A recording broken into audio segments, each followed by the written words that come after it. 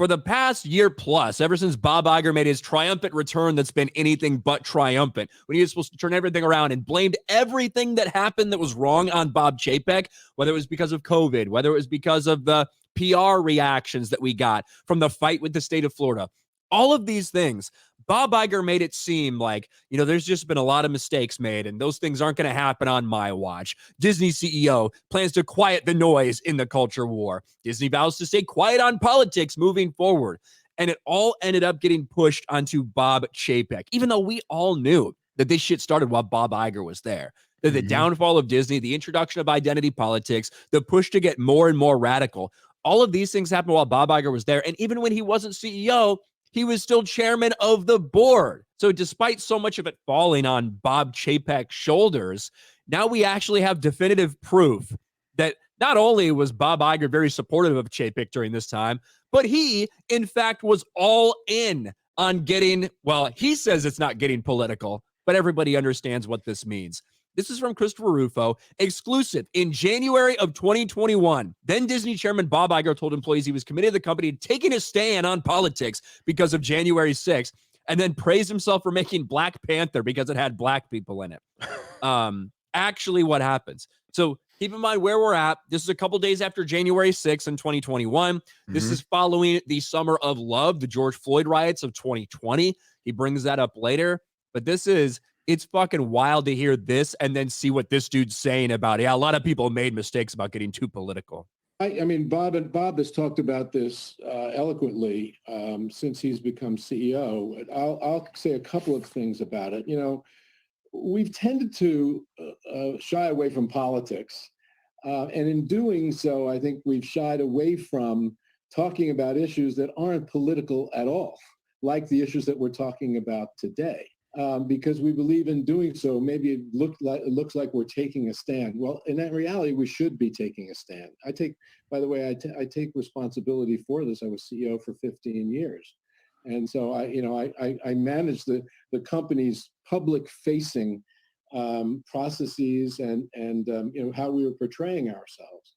And I think that we have to be less cautious, as Bob, I think, was just alluding to, about such things and not be concerned, like just commenting about what happened in Washington last week. That's not political on our part at all. Oh my God, man.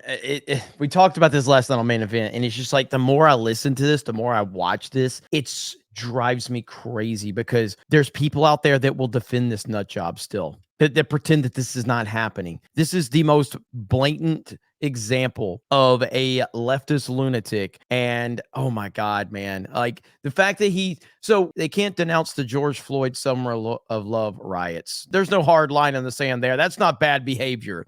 But January 6th, the worst day since 9/11 or Pearl Harbor, we have to call that one out. Oh my God, man. You got to think about how they define it. That's not political. That's not getting political. Making commentary about January 6th isn't political? Are you kidding me? Why does an entertainment company, specifically one that's focused on family-friendly shit, why do you feel the need to make any statements about January 6th? Do you know what I mean? Like, why should any of these companies feel the need, feel the pressure to go out and make a comment on something that's happening that has nothing to do with the entertainment industry? It'd be one thing if it was, the riots were happening at Disney World or something like that, or there's something that like brought them into it. It's not. Why should any fucking company have a statement about that? It's insane, but this shows you where the motivations are. This shows you that Bob Iger was not only having Bob Chapek's back, but even pushed further than that in terms of wanting to make statements. Yeah. And like the rest of it, he talks about how, we really rested on our laurels. I made Black Panther and Coco. We made movies about diverse people and we thought we're doing enough. But in reality, we need to do more to push identity politics forward. That's what he says throughout the rest of it. Yeah. It's so cringe and stupid. It is. I mean, because he talks about, if we're going to listen to the rest of it or we can, yeah. Well, the part where he's boring, just like, the part where he's like, when I made Black Panther, and I was just got so, it just like, I said that it reminds me like he's his next step now is he's going to start taking migrants in and having them be his own personal chef. Like that's how close we are with Bob Iger and the new form of slavery. I'm sure you saw that video that's going around. But yeah, what he says about Black Panther is insane. Like, and I don't even remember a discussion about Coco when it came out. They never even talked about it. They're based, because I loved Coco, and I know you did too. I don't even remember Coco being a thing, because that shows you how far Pixar had fallen. Like, I don't remember when it came out. I don't remember any discussion about it. And then I watched it after the fact, years later, and I thought it was fantastic. So now he's claiming credit for that being a landmark in diversity and representation or something. Because it has Mexicans in it. Yeah, fucking retard. Good Lord. We know that what we saw was fundamentally wrong, and that it was rooted in hatred and disrespect and contempt and intolerance. And we should feel free as a company to comment about that. Awesome. I agree. I agree. Summer of Love really was based in hatred and intolerance and all this. Bob, great point. Great point. Without retribution. And another thing I want to say that I've learned these last 9 to 12 months is, I'm very proud of a lot of the work we've done in terms of diversity and inclusion on screen. Yeah, past 9 to 12 months, he's talking about George Floyd shit. Like, he's talking about the summer of 2020. Yeah. He references that. When we did Coco, for instance, at Pixar, a great example of that, or Tiana, or of course, Black Panther is one of the great examples of that. I allowed those things to make me feel a bit complacent in a sense. It's not that I wanted to be that way, but I thought, wow, we did Black Panther. How great are we? And it caused me to Dude, that puts it in perspective right there. That puts it in perspective right there. I've never heard a more mask off moment than that. We did Black Panther. We white people did Black Panther. How great are we?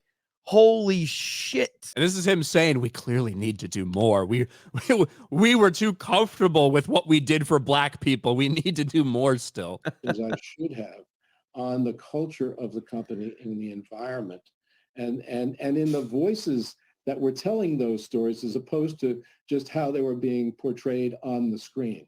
God, he's such a terrible human being. He's such a terrible human being. Bob Iger, who tries to blame everything on Bob Chapek in these leaked Zoom calls. Well, turns out he was pretty behind pushing this company in a very political direction, and has been for literally years. Absolutely. Absolutely. God.